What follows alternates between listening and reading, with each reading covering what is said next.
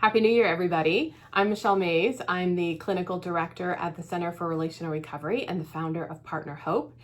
And I have been thinking about what I wanted to talk to you all about to start the new year's, to start 2021 off. And so I decided that it would be a really good topic to start this year with, to look at what is it that the individuals and couples who are doing really well in recovery and are healing and are moving in the direction where they are thriving after betrayal, what is it that those individuals and couples are doing that's different from the individuals and couples who are not doing as well?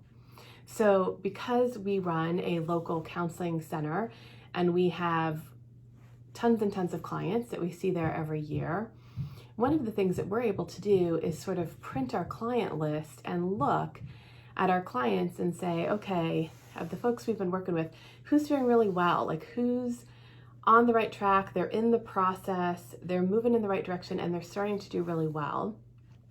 And who's not doing well? Who's failed out of treatment? Who's really struggling, kind of going in the wrong direction? And then when we can look at that, we can ask the question, what are the people that are doing well doing that the people that are not doing well are not doing? And my team and I have talked about this over the years and really looked at what's the difference and what makes the difference for people in what they're doing. So I want to kind of share with you what we have figured out and what we've learned from watching now for many years, hundreds of clients go through the process, and what we've learned about what makes all the difference for people in the healing process and really moves them into thriving after betrayal. So I'm going to talk about couples and what I see make the difference for couples. But if you are not in your relationship, if you've left your relationship, please stay tuned, listen anyway, and think about this for yourself individually, because the individuals who also do well and thrive after betrayal are doing all the same things. They're just doing it just for themselves. So this is relevant for you, whether you're in a relationship or whether you're not, whether you're working on recovery with your partner or whether you're working on recovery by yourself. Okay, so what are the couples who survive and thrive after betrayal doing? So number one, both people are getting individual help, and they're doing certain things in that process. So both people are getting help. They are both involved in individual therapy, group therapy, and 12-step treatment. Now that might feel, or a 12-step program. Now that might feel like, good Lord, that's a lot of stuff. It is a lot of stuff. When we are dealing with betrayal, whether that is from cheating, whether that is from sex addiction, it takes quite a bit of work to rebuild the relationship. And remember, you're changing the relationship with yourself, with your partner, with others, with your higher power. So this is relational recovery, right? This is about changing the way you do relationships. So it takes a lot of work to do that. And the folks that we see be successful, they are doing individual therapy, they're doing group therapy, and they're often involved in a 12-step program. If they're dealing with sex addiction, they're almost always involved in a 12-step program. I don't really see people be highly successful who don't have that component involved in what they're doing. So here's what's happening in each of those three things.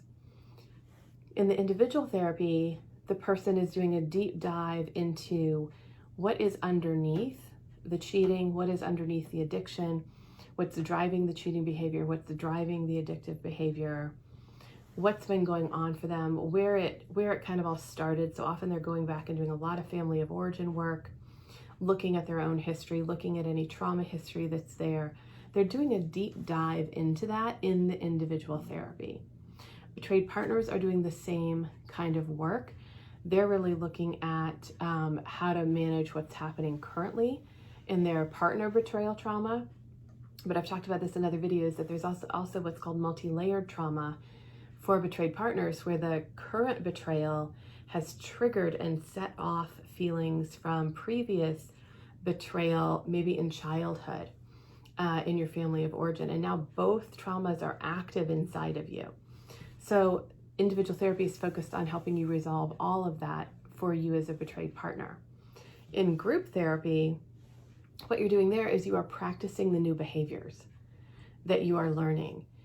So group is your place to practice things like learning how to be honest, learning how to be vulnerable, learning how to use your voice and give somebody feedback, learning how to ask for what you need, learning how to receive feedback in a non-defensive way, learning how to deal with your shame if it's triggered by something in group, learning how to support somebody else, how to be empathetic with somebody else, how to be held accountable. There's all this stuff that you're learning in group, because group is your place where you're practicing being relational in new ways, and then you take that back into your primary relationship and learn how to do things there. So that's what's happening in group. In the 12 steps, what you're learning in there is, the 12 steps are a program of spiritual transformation, and that's spiritual, not religious. So what they're really looking at is, where are the places where being in a place of self-will, like I will be in charge of me, and being in your character defects, having character defects run parts of your life, have gotten you in trouble or in a place where you don't really want to be. So the 12 steps help you really look at that and change that, and really come into a different place and way of being around your sense of will and how you're operating with your will and how you're operating with your character defects. So all three of those, each of those things, individual, group, and 12 steps, are working on something different. So that's why all three are needed, because they actually are coming at it from a slightly different way and a slightly different place. And the clients that we see be really successful in treatment, they've accepted that they need to do all three, and they do all three of the things, and kind of settle in and let the process work on them. All right, so second thing that we see couples who are being successful do is that both people work on themselves individually and then also work on the relationship. So the couples who try to do only couples therapy do not tend to do as well. So that, because the individual work that is often blocking your ability to do the couples work really well is not being done. So the best scenario is when people are doing individual work, and then they're also doing work on the relationship and tending the relationship while they do their individual work. So the reverse of this is also true. People who only do individual therapy and don't focus also on working on the relationship while they're doing that also don't tend to have as good of an outcome. So when you're dealing with betrayal and you're healing after betrayal, there's a rhythm and a pattern and an order to doing therapy, and you may do more individual therapy and then more couples therapy later. It sort of changes as you go along, but the attention of the two people stays on both doing individual work and tending their relationship. So not letting the relationship just sort of go on a shelf while you're doing the individual work, or not ignoring the individual work and only paying attention to the relationship. So that's the second thing. Number 3. Third thing is that both people commit to a process and commit to putting in the time that is required to make these kinds of significant changes. So what I'm about to say is probably not going to be your favorite thing, but the couples that do really well and ride off into the sunset and go off into life and thrive, and I get Christmas cards and postcards and hear about all the great things that are happening for them down the road, those couples have often been at the center for 3 years at least. And they have done all the stuff, the individual, group, and 12-step. They've done all of that, and they've let the process take the time that it's going to take. So the couples that don't do as well are trying to shortcut the process or find a way to have it not take the kind of time and the kind of commitment that it's going to actually take to do the work. So the reason that it takes this amount of time and it takes all these different interventions is that when you're working with betrayal, you're working on a very deep level inside of yourself. You're working with your attachment system. You're working with your neurobiology, so the brain and the body and the connection between the two. And you're trying to rewire things and build new neural pathways, change how your attachment system is functioning in the relationship. These things take time and they take repetition. So you have to do them over time, over and over and over and over again, to sort of lay that new groundwork inside of you. And then it becomes your new normal. So over time, all of that changes and it becomes your new normal. And then it becomes just how you're doing life, how you're doing life inside of you, how you're doing life in your relationship, how you're doing life with others. So it becomes your new normal, but it takes time to create a new normal like that. And it takes time to rewire your brain, rewire how your attachment system is functioning some. All of that just takes time. And so the couples that we see do really, really well, they just sort of accept that this is going to be a process. It's going to take some time. They're going to have to sort of get comfortable. They're going to have to spend time, energy, and money. They know they have to sort of just make therapy a line item in the budget for a while. And they do that. They make the commitment and they do that. And I understand not everybody has the financial resources to do everything. And so these clients that are really committed to this, they figure out how to do as much of everything as they can. And they work with a therapist to figure out how to pace things. So maybe we're doing individual therapy every other week so that you can do group therapy, and 12 steps are free. And we're trying to figure out how to stretch things out and make the most of every penny being spent so that they can be in the process and get the healing that they need.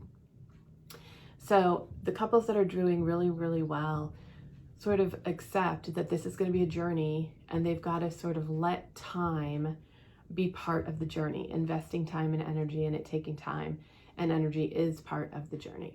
All right, so those are the kind of the key things that the couples who really do heal and go on to live their lives in a really different way together are doing.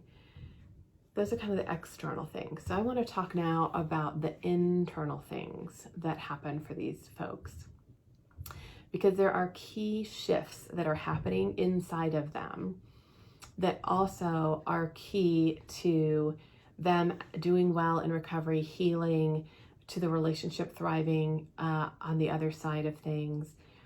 These internal shifts have to happen. And these are the shifts that we see happen again when we kind of look and say who's being successful and who's not. These are the shifts that we've seen happen internally in our clients. So I'm going to start by talking about the cheating client and the internal shifts that have to happen for the cheater. And then we're going to talk about the internal shifts that have to happen for the betrayed partner. Okay, so for the cheater, number one is that the cheating partner has to choose the relationship. So I've talked before in other videos about how often when cheaters are at the place where they're getting caught, the cheating individual has gotten caught, it's been discovered that they are having an affair, dealing with a sex addiction, whatever it is, that often there's this period of time where the cheating partner is still attached to the affair partner or to the sexual acting out, to the addiction. This is called competing attachments, where they're attached to their primary partner, the spouse or the primary partner, but they're also attached to the affair partner or the addiction. And often there's a lot of ambivalence that happens in this time. And when there's these competing attachments, and often folks will try to sort of keep both for a while. So the first big internal shift that happens for couples who are successful in treatment on the part of the cheater is that the cheater chooses the relationship and they close the door on the competing attachments. So they close the door on the affair, they close the door on the sex addiction, they get sober, they stop the acting out behaviors, they choose that they are going to be in the relationship and reinvest and rebuild and repair the relationship. So without that really clear choice and that coming out of the ambivalence around the competing attachment, nothing else can happen. That is the very first internal shift. And every couple that we have seen be successful, the cheating partner has made this shift. Otherwise, what happens if they don't make the shift is they sort of flounder around in trying to be in recovery, trying to heal, and they can't get any traction in the relationship because there's no trust. There's no way to actually rebuild trust or repair the wounding that has happened because the wounding is continuing to be ongoing. So this is the first shift. Second shift that the cheating partner needs to make is that they commit to honesty and transparency. So they come to a place inside themselves, this is, remember, an internal shift, where they decide, I'm going to have to tell all the secrets. I'm going to have to do the really scary thing of just telling all the dark stuff that I regret doing, that I wish I hadn't done, the things that I know are going to be hurtful for my partner. I understand that I have to come and be really honest about this if we ever want to be able to have trust and safety in the relationship again.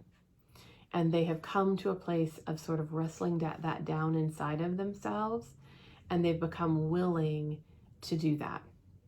And again, all the couples that I see do really well, the cheating partner has wrestled that down and come to a place of being willing to be fully honest and fully transparent. And it's one of the biggest things that creates the ability for the relationship to heal. The folks who try to hold on to the secrets, who try to come to disclosure but still lie in disclosure and things like that, it inevitably sabotages the relationship's ability to heal, and it comes back and bites everybody in the butt and can then make the relationship end unnecessarily. Because I've seen a lot of relationships that really could have gone forward and healed if the cheating partner had simply gotten willing to be fully honest. So that's the second big shift that needs to happen. Third one for the cheating partner, again, internal shifts that are happening, is they become willing to take responsibility for the traumatic reactions and responses that they see the partner having. So what I mean by that is that they understand, my partner is behaving the way that they are behaving and having the anger or the sadness or the grief or the mental chaos that comes with trauma symptoms. They're having all of that because of being betrayed. That's a response to the betrayal. It's a response to what I did. And so I understand that I'm responsible for this and that I need to give my partner space and time to heal.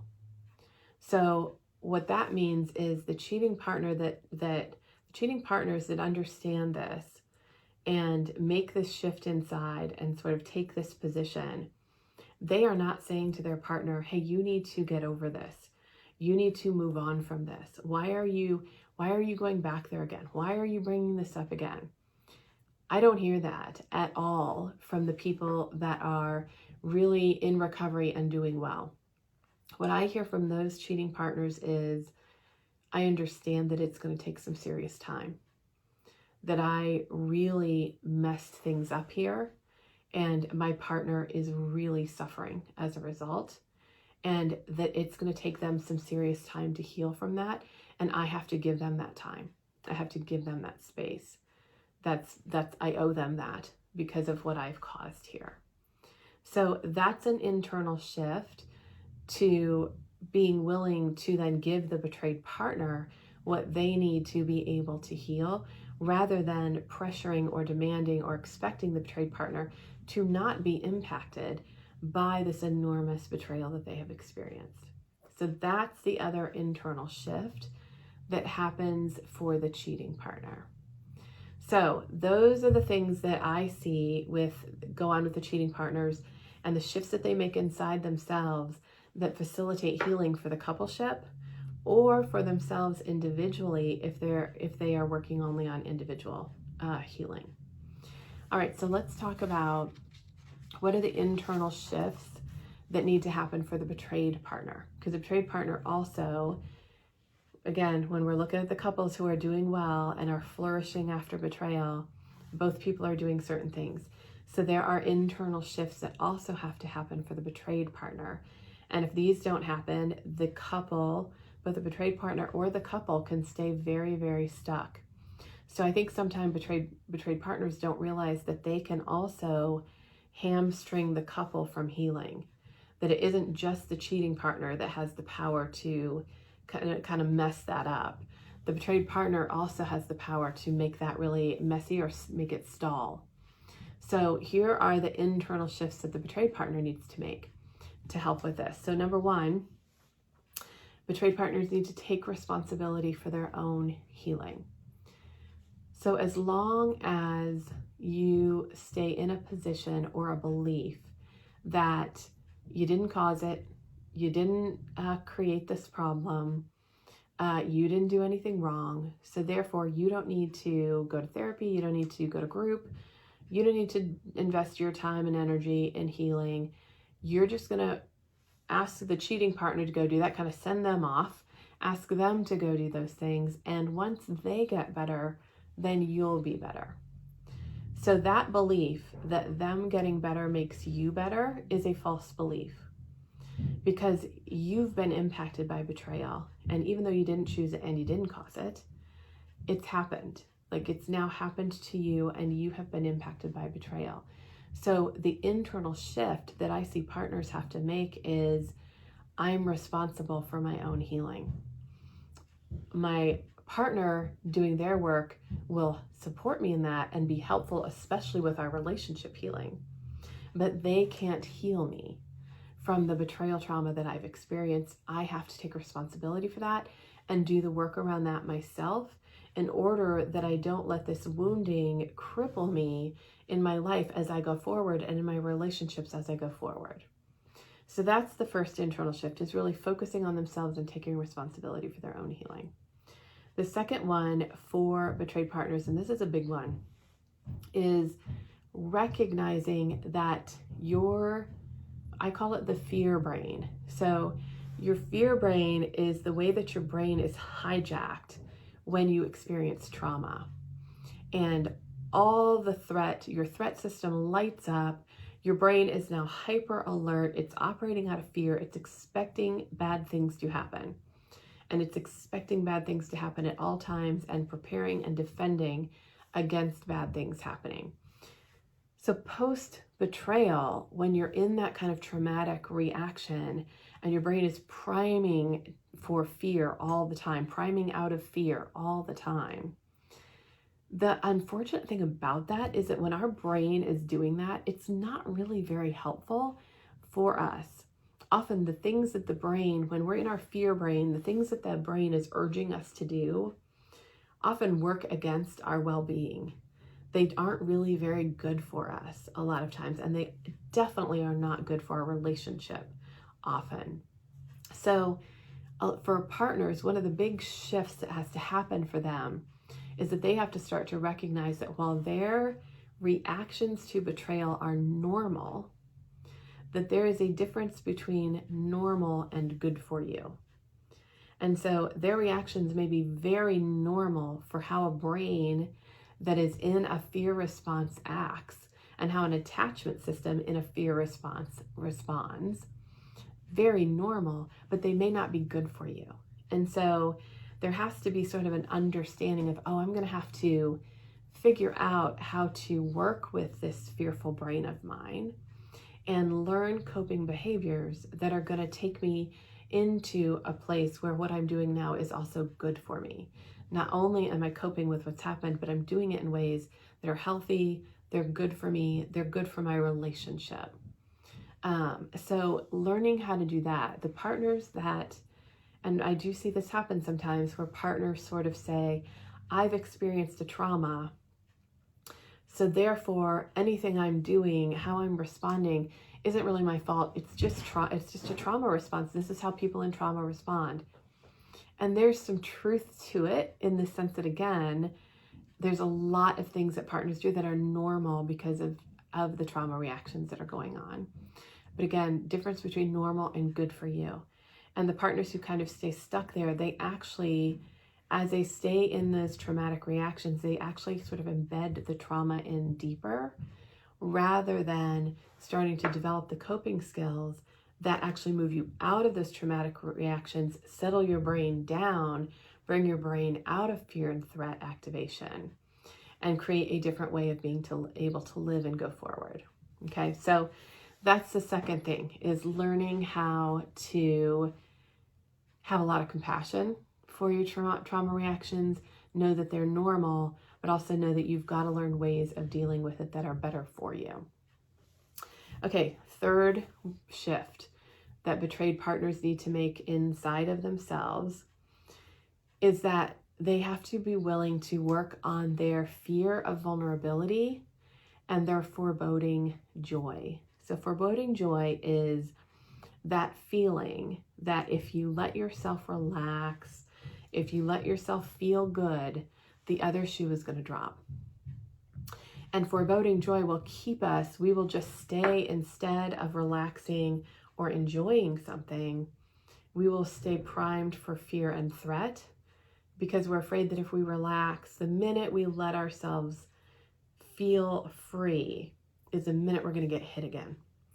And so that fear is so profound for betrayed partners, because you know what? They were hit. They were like massively blindsided, right, by the betrayal. So the idea that you relax and you let go of that vigilance is very, very scary for betrayed partners. However, if you don't learn to do that at some point, whether you are single or whether you are in your relationship, as a single person, if you don't learn to do that and you're now going out into the world and maybe dating or in other relationships with this hypervigilant threat activated system, and you haven't learned how to sort of push through the fear of being vulnerable again and be willing to take those risks so that you can experience joy and you can experience happiness and you can be relaxed and open with another person, then that's going to really sabotage your future. So this is important whether you're single or whether you're in a relationship. If you're in a relationship and the two of you are really working hard on recovery, and you're seeing all kinds of change from the cheating partner, and yet you cannot let yourself take risks that move you into opening up, and obviously you're doing this gradually, right? As they change, you kind of match your progress with theirs. But if you're not able to do that, then you're going to block the relationship from being able to heal. And there's a lot of work involved in being able and learning how to do that. And at the core of it, there's a lot of trusting yourself that has to happen before you're able to kind of take those leaps with another person. But that's the third internal shift, is being willing to take on your own fear and heal your own fear so that you can be in your relationship in a different way and build a new and different relationship with your partner, or a new and different relationship with a future partner, or a new and different relationship with yourself. If you're one of those folks that I see in the group sometimes that say, I'm never getting married again. Okay, you know, that's a valid choice too. But then you've got to build a good relationship with yourself and with others that are in your life. So this relational work exists regardless of your status, okay? So that's a really important internal shift for betrayed partners. Okay, so those are the things that when we look at who's doing well in recovery, who's really changing their lives, changing their relationships, being able to graduate out of therapy and go off and have a life that is really different post-betrayal, those are the key things that we see folks doing. So if you're wondering what makes the difference in recovery for people, these are the things.